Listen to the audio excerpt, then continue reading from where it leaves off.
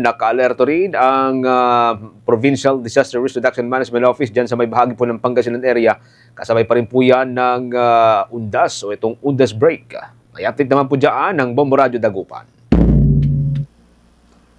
Naka-blue status na ang Pangasinan Provincial Disaster Risk Reduction and Management Office o PDRRMO bilang paghahanda sa nalalapit na UNDAS.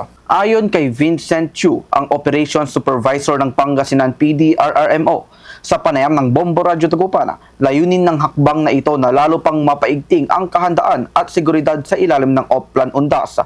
Nagsagawa na rin ng pre-disaster meeting ang ahensya kasama ang mga kinatawan mula sa iba't ibang national at provincial agencies upang pag-usapan ang koordinasyon at kahandaan ng bawat tanggapan. Samantala, ang Philippine National Police, Bureau of Fire Protection at Philippine Coast Guard ay nagdagdag na rin ng kanilang mga tauhan sa mga estratehikong lugar sa lalawigan, partikular na sa mga sementeryo at simbahan na inaasahang dadagsain ng mga tao sa paggunita ng araw ng mga patay.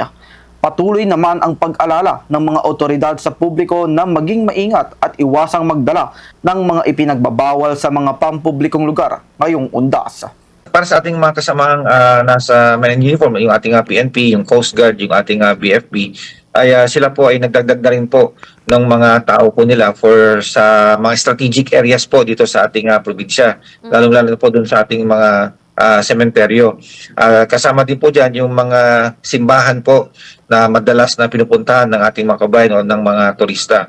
Dito naman po sa aming opisina, tayo po ay naka-preposition na dito po sa ating mga satellite offices sa may central, sa western at saka sa eastern.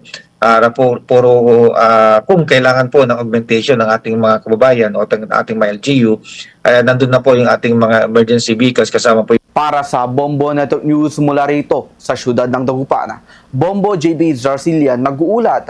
This is Bombo Radio Philippines, the #1 and most trusted source of news and information. Basta Radio, Bombo! For the most trusted source of news and information, visit our website at www.bomboradio.com. Follow us on Bombo Radio mobile app, Facebook, YouTube, TikTok, and X, formerly Twitter. Like, share, and stay connected. Anytime, anywhere.